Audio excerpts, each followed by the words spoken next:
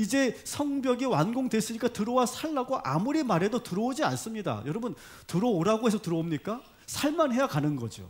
여전히 불안합니다. 언제 또 산발같이 쳐들어올지 모르고 또 치안이 아직도 불안정해 보이고 도시로서 매력이 없는 거예요. 도시는 편리성과 어떤 문화적인 그런 서비스와 행정 능력, 그런 것들이 잘 갖춰져 있을 때, 제공될 때 살고 싶은 도시가 되는 거잖아요.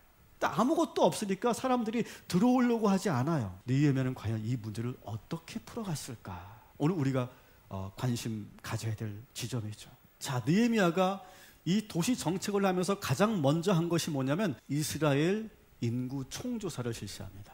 일단 이 땅에 살고 있는 사람이 몇 명인가를 파악해야 되잖아요. 그리고 누가 있는가, 그래서 일일이 다 호족을 다 등록시킵니다. 근데 나라가 망해놨으니까 지금 기존의 자료가 없어요. 어떤 참고 자료라도 있으면 그거를 기준으로 할 텐데 아무것도 없어요. 자, 근데 그때 때마침 5절에 보니까 바벨론 포로로 갔다가 1차로 귀환한 사람들에 대한 명단을 발견하게 된 거예요. 소위 1차 귀환자 명단을 발견한 거예요. 이것은 느헤미야에게는 너무 중요한 자료입니다. 그래서 오늘 이 말씀에 6절부터 73절까지가 그 내용을 기록해 놓은 거예요. 1차 귀환 때 총 42,360명이 귀환했어요. 이제 너희들의 나라로 가라, 이렇게 허락을 해주면 와, 이제 우리가 곡으로 돌아갈 수 있다라고 생각하면서 기대하면서 모든 그러한 백성들이 다 곡으로 돌아갈 거라고 생각했는데 그렇지 않았다는 거예요. 많아야 30%, 대부분의 70%의 사람들은 곡으로 돌아갈 생각을 하지 않았다는 거예요. 이게 현실이죠. 생각보다 적은 사람들이 곡으로 돌아옵니다. 2차는 에스라가 데리고 오는데 2차 귀환 때는 1,700명밖에 오지 않습니다. 확 줄죠. 3차 귀환 때는 느헤미야가 데리고 오는데 몇 명이 왔는지 기록이 없어요. 왜 곡으로 돌아갈 수 있는 그런 길이 열렸는데 이스라엘 백성들은 지금 곡으로 이렇게 돌아가지 않았던 것일까요? 많은 숫자가. 1차 귀환자들이 4만 명이 갔다는 거, 이거 대단한 일이죠. 그러니까 이 사람들은 왜 갔을까요? 다른 게 아니에요. 국가를 위해서 고국으로 돌아가서 다시 그 나라를 세우겠다라고 하는, 어떻게 보면 사명감 같은 것으로 간 사람들이었다는 거예요. 근데 막상 가려면 집과 재산을 다 정리해야 됩니다. 그리고 고국으로 돌아갔을 때 과연 무슨 일이 있을지 전혀 예측이 안 되잖아요. 더구나 지금 어린 아이들을 데리고 지금 무려 1,500km를 가야 되는 거예요. 지금 광야를 지나서.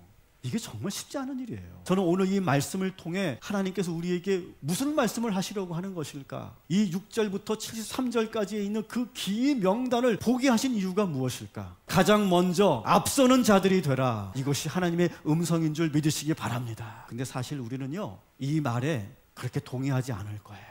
대부분의 사람들은요, 이러한 신념이 있습니다. 이런 좌우명이 있습니다. 가만히 있으면 뭐는 간다? 중간은 바로 나오잖아. 이렇게 다 여러분의 지금 좌우명이야. 이게 지금 가만히 있으면 중간은 간다. 또 나옵니다. 모난돌이 정 맞는다. 바로 나오잖아.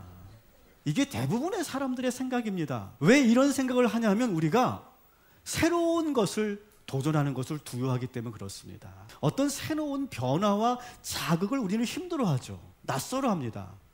그래서 우리는 익숙한 것을 좋아합니다. 익숙한 거, 내가 해본 거, 내가 가본 길, 내가 경험했던 거, 그것을 우리는 좋아하지, 낯설고 새로운 것을 하는 것을 우리는 두려워합니다. 그러니까 안 하려고 하죠. 그리고 그것을 가장 먼저 하는 사람들은 보니까 희생당하고 왠지 손해보는 것처럼 느껴집니다. 그리고 우리는 그런 속셈이 있죠.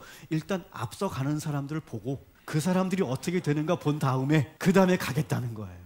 그래서 우리는요, 앞서가는 것을 두려워합니다. 새로운 것을 도전하는 것을 우리는 아주 힘들어하고 싫어하죠. 그래서 저는 오늘 우리 하나님께서 이 말씀 우리에게 듣게 하시는 이유가 있다고 생각해요. 여러분, 평소에 우리가 이런 좌우명, 이런 생각으로 갖고 계신 분들, 이 말씀처럼 새롭게 도전하시기를 주님의 이름으로 축원합니다. 하나님은요, 이스라엘을 다시 재건하시겠다고 하는 계획을 세우십니다. 왕의 마음을 움직여서 귀한 정책을 펼치게 하신 거예요. 다시 말하면 하나님께서 지금 길을 만드신 거예요.